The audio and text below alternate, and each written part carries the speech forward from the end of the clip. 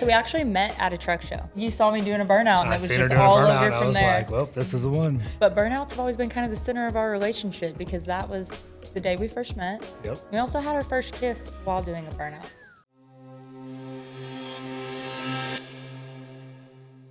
What's up, everybody? We're back to another HJR Podcast episode with amazing guests who I'm really excited about. I will definitely preface ahead of time, I am not a car genius, so our audience and I are going to learn from the GOATs together.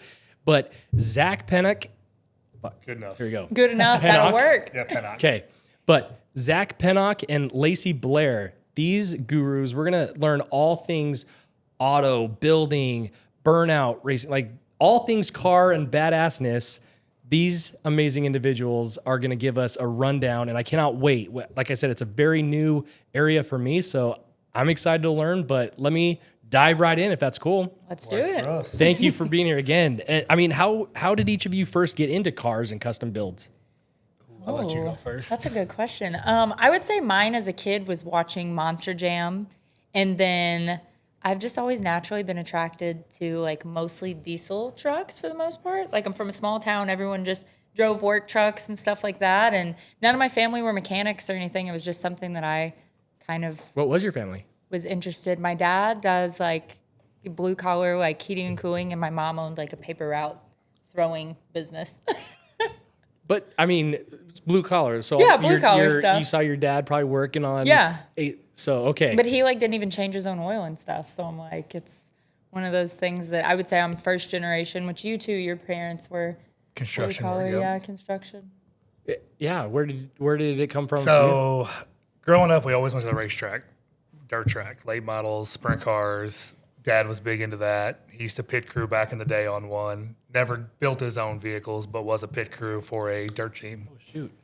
And then bought a truck at like 14, worked all summer to pay for it, and been modifying them ever since. Did you get involved before meeting with the cars? Yeah, okay. so we actually met at a truck show.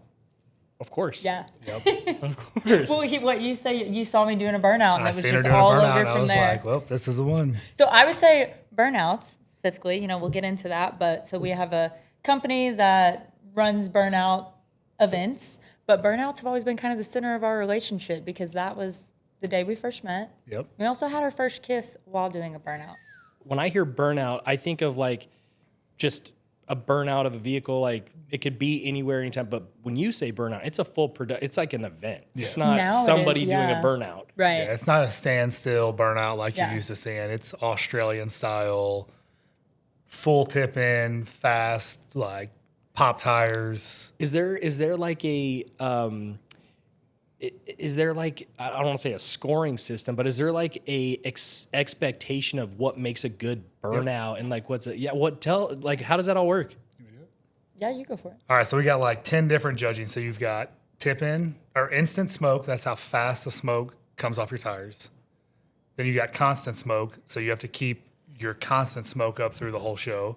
Your tip in. So a tip in's when you start, you come into the pad and then you spin. And then you got speed and violence. So how fast and violent. Oh, yeah. Okay. You have to pop tires. So you get 5 points for each tire you pop. And then you have to drive off the pad or you lose 10 points. Off the pad. What's a So if you would blow up your engine or anything like that, sometimes it's Or disqualifying. like if you overheat Yeah. and you can't drive off the pad, you lose 10 points. okay. Yep. And is the pad like a designated area or is it legitimately like No, a it's pad? like 150 by 100. It's 150 feet by 100 wide with like a nice long tip-in lane. Got it. Okay, guys, I cannot wait to experience my first one because all this stuff already is going over my head, but it's starting to make sense. And I think you named 7 judging criteria. Yep. What were the? And then hitting walls. So wall taps, so that would be like our barriers. So if you tap the wall, it doesn't hurt your run. Like you can keep going, you don't stop, you don't go in reverse, anything like that. That's fine. But if it causes you to go in reverse or, a you lose massive a point. wreck or anything Yep. like that. I've you had a lose. couple of those. But Yeah, we're going to key in the her hitting the wall. Yeah, we got some good it's a clips good time. coming. Yeah, so she was like, how do you tip in so good? Yeah, so it came super natural to him more so than me, and I'm watching like him and these professional Australian drivers because over in Australia it's a professional sport. It's like as big as NASCAR. Like it's one of the biggest sports in Australia. So is that's what we're burnouts. shooting for it to be in America. I think we're on the right. I think we're on the right path. But so I'm watching these people that are better drivers than I am last year, and I'm like, how are you guys tipping in so well? They're just in full. And he says, well, you got to give it less brake. Well, it's like you put your foot on the brake and you smash the throttle to the floor. And as soon as you hear rev limiter, you back off just a little bit and let off the brake. You get your speed up and then you turn left or right, depending on which way you need to go. And then you get back on the brake. Well, she completely ignored the second part of get back on the brake. Thankfully, we had camera view inside because I was like, what did I do wrong? Never touched the brake again. She actually the whole tucked her run. leg underneath the seat and never used the brakes the entire run. It just gas. So I pretty much totaled out my truck. Oh, it was bad. But it was a good time. The crowd loved The it. crowd did love it. Can you explain what a tip-in is? Like, what is? Okay, is so hard to so explain. you have a chute that's wide enough that you can barely turn a car around it. Like you have to be sliding to turn the car around. So it's probably like an 80-foot chute, and then it opens up into the pad. Got it. So So you you're have to- you're coming from a straight Yes, shot. as fast as you can go. Oh, geez. And then you turn left. And that's then the you tip-in. Yep. So you like tip around that corner to come in. I feel bad. Coming in hot. That was probably like the most obvious. A lot of Americans don't know what a tip-in No, is. I didn't know that it was called that specifically until the Australians, I guess. Did you guys like go to Australia? Like, what? It sounds very Australian heavy, and you guys are bringing it here. What's your connection to Australia? Like, what made you guys want to? Well, there's actually about 10 or 15 Australians over here with their cars. Got it. And our shop is like the first stop off the boat for all the Australians. Yeah. They store their cars there. All their RVs are in my shop. All the cars are I in her say shop. we're like the NPCs of like you're in the video game and it's like, oh, hello, your first stop. We have tire and That's fuels hilarious. Yeah. Hey. for you. Yeah, hello, Zach and Lacey. Go see Zach and Lacey on your journey. Yep. So yeah, and we got connected with them. I guess at SEMA. Yep. Really, just And SEMA it isn't necessarily just burnouts. Or is it? No, it's a full automotive show, but they have the Burn Yard, which is a burnout section. They do 2 shows a day. so that's where we met our first Australians. What is your dream car? Ooh, that is a tough question. It's so hard because we build such cool stuff that like I have a dream car and then I build it and I'm like, well, that was boring. Now what do I do? And that's amazing. Yeah, I was gonna say now you kind of build cars that aren't really normally if I'm understanding correctly, what you just met with Ford about. That's not like somebody else's dream car because you're kind of creating a whole new type of. Like I said, I'm ignorant, so I don't know if I'm saying that right, but it's a one of a kind almost. Yeah, but I don't think there's anything that I just want to go out and buy. Right. I was gonna say I don't think we have a dream like No buy it off supercar, the lot. there's just nothing that is just that you It would just go be buy. custom We'd have to for build sure. it. What's the worst mistake either of you have made during a build? Ooh. Anything Not disaster? gave myself enough time. It sounds like you guys are known for just busting cars out left and right.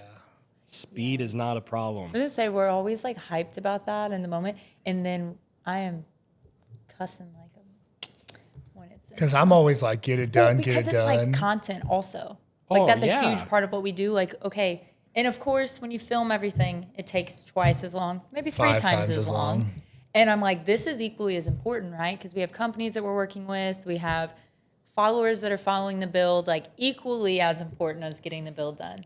And that's more my department, right? And that's what we argue. That would probably be about our only argument. Because we'll still be up for 3 days. Let's say SEMA, that car show we were talking about, the biggest, automotive trade show. Let's say we'll stay up for 3 days straight, building, Like not sleep. Of like course. not sleep, and also filming. And then I'm like editing and posting. And then we also drive from Texas to Vegas with the vehicles too. How long And is then that? work SEMA. 18 also. hours. Oh boy. Yeah. So So it's hopefully always you put like it that together crunch right because that's a time. long. Well, we usually drive. haul them. Yeah. Okay. Home on a trailer. Yeah. Yeah. It's like that's a lot of miles. Also to put on your brand new. Yeah, build. but like last year, the first time we drive the Impala, the power steering line blows, shoots fluid all over things, and we don't have time. Like we had to leave. We like were already as late. we're loading it on the gross. trailer. So I'm just like, I just shut it off, drain the rest of the power steering fluid out, drive it in the trailer with no power steering. And then when we get to SEMA, I unload it, take it to the detailers, pull the power steering line off, run to the hose shop, get the power steering line made while they're cleaning the car, put it on, fill it up, and drive it into SEMA. Man, you guys just roll with the punches, That's all get it- it done. We Yep. do, yeah. I mean, when you were saying the difficulty that sometimes cause 5 times extra because you want the content, have you, if you're putting together a engine and you missed something, do you have to take it apart so that you can get the shots that you're wanting of like, We have done that Yeah. before. Yeah. oh, We'll put the blower on like 4 times because you have to get one up and down, then Right. you got to get it horizontal. And it's like, honestly, when you're that long of hours, no videographer wants to hang out for No. Totally. 72 hours or even, paying someone for that amount of time. Is like, and because you're in there, it's not like you can just have like Yeah. a Yep. security Yeah. camera. So it's like we're really filming each other and That's cool. during that time, yeah. What's the fastest either of you guys have gone in a car? Probably 140, 150. In which car? You remember? So we actually did a track day, and so it was a Lamborghini, McLaren, and then an Audi R8. That was for his birthday a couple Hey, that's a good last year, birthday. I had COVID. It was really cool. I felt like I was underwater the whole time. Oh, But had to make it happen. couldn't breathe. Yeah, it was Just- terrible, oh. but it was fun. Hey, going 140 might make that air a little bit easier to access. I've been faster on a street bike, but I'd say 140, I've 150. probably driven some of my trucks like 120, just as fast as they'll go. Do you Just like to try it out. Do you like 2 tires just as much as 4 or no? I don't. I used to, but the more older I get, I don't want to die. Yeah. Yeah. Let's keep it. Yeah, when I was young, 170, 180, 190, Gross. no Yeah. problem. What was the first project that you guys either worked on together or individually? Either the Scout, so the Scout was like our first build that we took to SEMA. It was a 79 International Scout.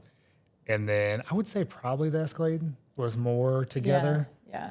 So the Scout was more like my first one. And then the one that we worked on together was her Escalade that we built for SEMA the It following was year. on 44-inch Okay, tires. so within a year? Yeah. Massive lift kit, 15 inches of lift. It was pretty Massive. wild. Yeah.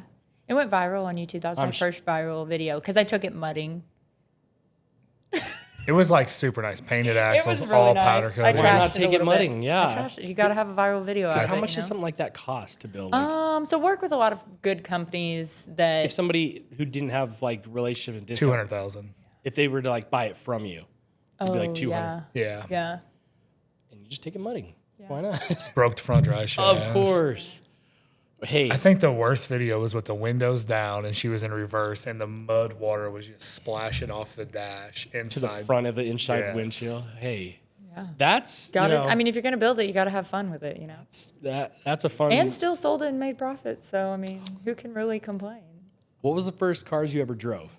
My friend taught me how to drive when I was like 13 or 14 in a little purple Mustang. It was like a 90s Mustang. And I got in trouble for doing donuts in our friend's dad's gravel driveway. But I was like, I wonder what would happen if I just turned left like the whole time. Found out? Found out. Yeah, I got in trouble though. But FOFA. yeah, Or no, always been a hellion, I FFO. guess. I'm all. Mine would have been a 79 Ford single cab long bed 4-speed manual. That's what you first First drove drove? ever. First drove, Stick shift. stick shift Dang. in a hayfield. Of course, man's Yep. man. Nice. I love it. Honestly, actually, that was I didn't know how to drive at all. And my cousin who flips cars, he asked me to go help him pick it up. I was 14. And on the highway, on everything, I learned how to drive a stick shift there. And so I'm in like 4th gear, starting out trying to get onto the highway because I like didn't want to come to a full stop and start in first again. So I'm like, and I just remember like slamming the gas and not going anywhere. And I'm like, and so he's ahead of me. He's like, hurry up, let's go. Because I'm on the phone with him. I'm gassing it as hard as I can. Oh my And gosh. I was in 4th gear and hey, live and learn. Live and learn. learn. So was that your first vehicle too? My first vehicle was a 79 Ford 79 Ford extended cab long bed. That's what I drove to high school. Oh yeah. 4-speed, big block. Mine wasn't nearly Taking as up exciting. 2 spaces. Oh yeah. I drove a 1994 Geo Tracker. It was pink. I wanted a truck, but it just didn't have one, obviously. But it like had death wobble. I couldn't go over 35 miles an hour.